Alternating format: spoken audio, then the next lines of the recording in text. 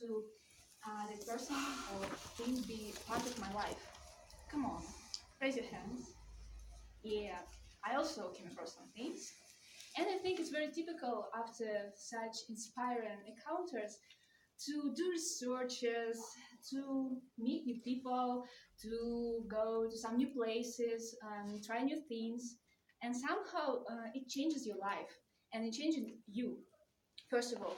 But at the very beginning, it's basically because it's first encounter, and the encounter may seem to be insignificant for the first time. So, you guys, have you ever experienced something like that? When little things change your life? Come on. Yeah. Thank you. Me too. For example, um, one day during my high school, I accidentally read a short story called The Wall by Jean-Paul Sartre. And I haven't had tried something like that before. It was really amazing, and actually, I was taken aback a little bit because it wasn't about characters' biographies. It wasn't about plot, but it was really about intensive feelings of one person who was sentenced to death, and for the first time, this person realized that he isn't immortal actually, and is going to die soon. So I thought, oh, this is great, actually. This literature tells me something important, maybe for the first time, because it's not about some love story or so on. So I shared my story and my feelings with my teacher on social science. And she told me, oh, we have plenty of such literature here. You should join us on our extra classes on social science and you will find out more. And actually I did. And then I got so immersed in social science that I took part in some national school competition on social science. And that allowed me later to enroll in the law faculty of Moscow State University. And, and so it also, by thanks to that Jean-Paul Sartre, I got taste for study, when you discover new things for yourself every time. And that's why after my graduation I thought that it wasn't enough, and so now I'm a PhD student writing a PhD thesis on corporate law and actually enjoying it. And I think a little bit thanks to Jean-Paul Sartre, by the way. Anyway, back then I wasn't very into law, to say the least.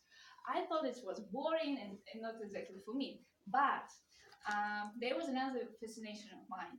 I was head over heels with a movie called The Devil's Advocate. And it was cool, and I was a little bit in love with Keanu Reeves' character. And I thought, maybe one day, I will be like that Keanu Reeves' character, and I would win all cases, even hopeless ones. And people will think, oh, this girl is so clever. And also I will wear fancy suits too.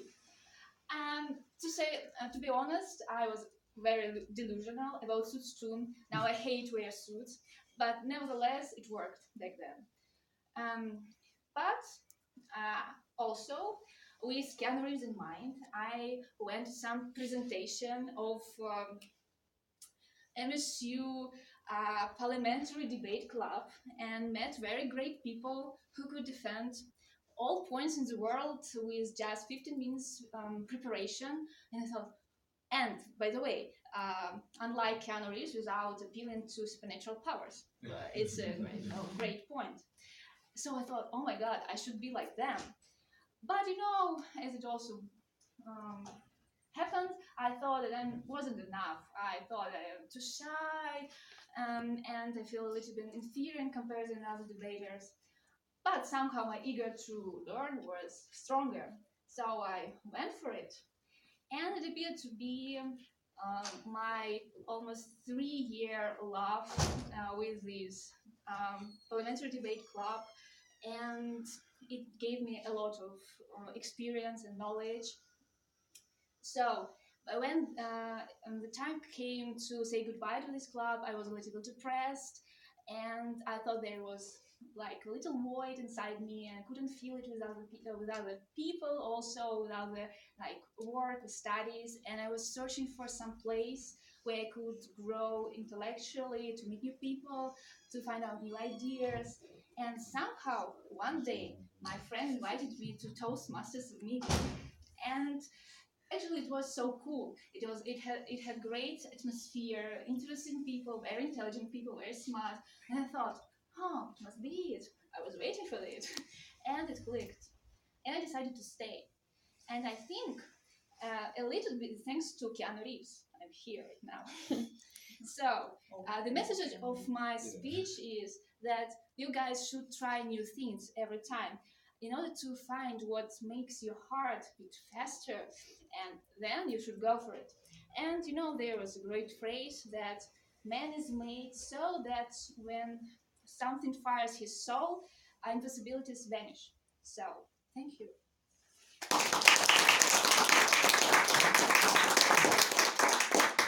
Bye. You'll tell me all the time, but why? I don't know about you. When I was sitting there listening to, wait a second, Elizaveta, Liza, right? Liza's speech, I thought, oh, she's so smart.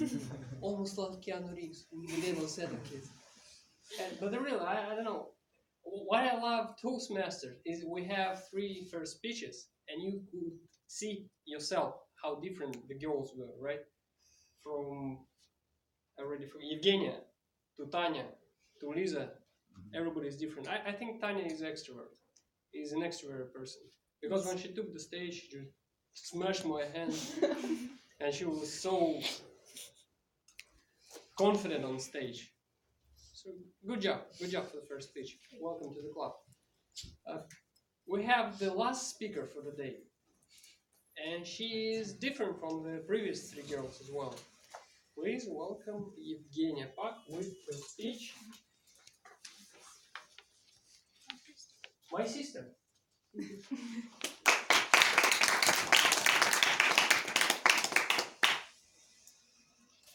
Don't touch my clothes. Don't take my makeup. Put that back you took to the place you took it from.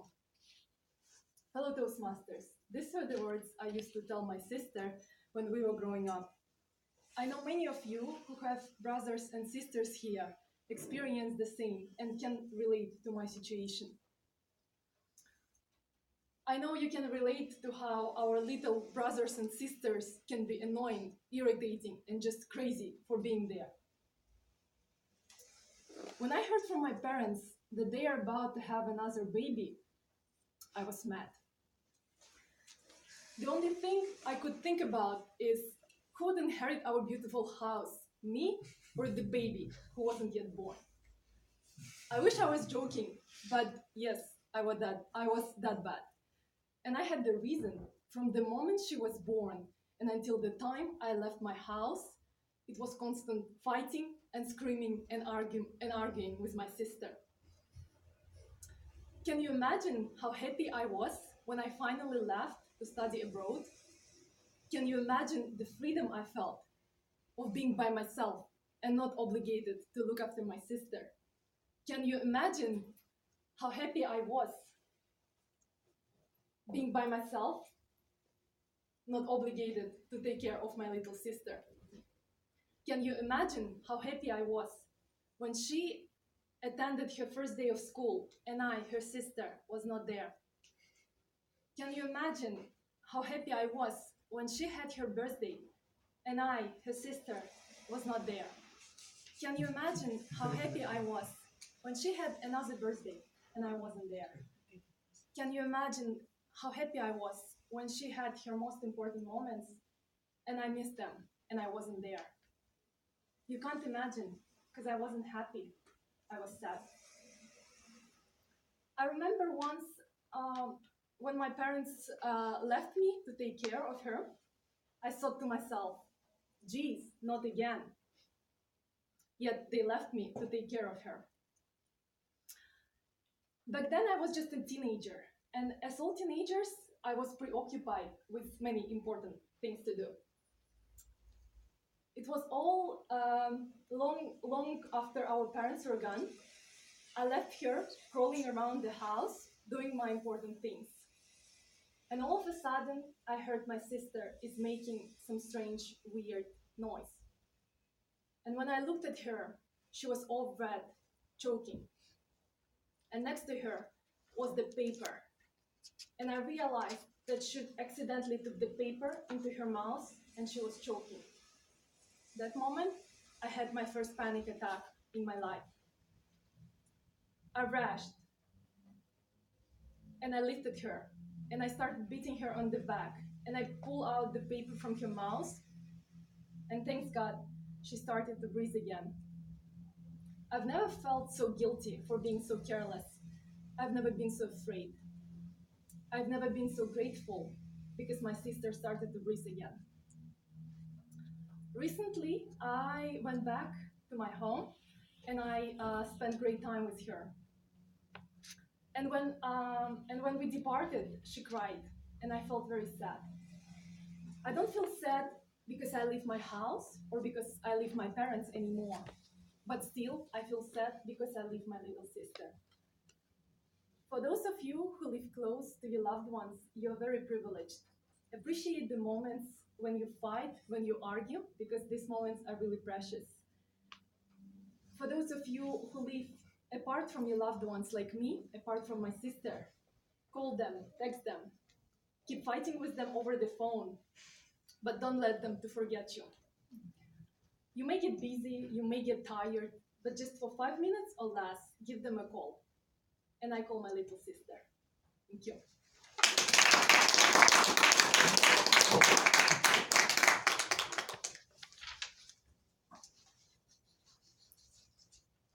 A joke. Oh, really? It's your part. Can you imagine how people expect jokes from you all the time? Can you imagine how fast the meeting went? Can you imagine how happy you will be because we're having a break? Yeah.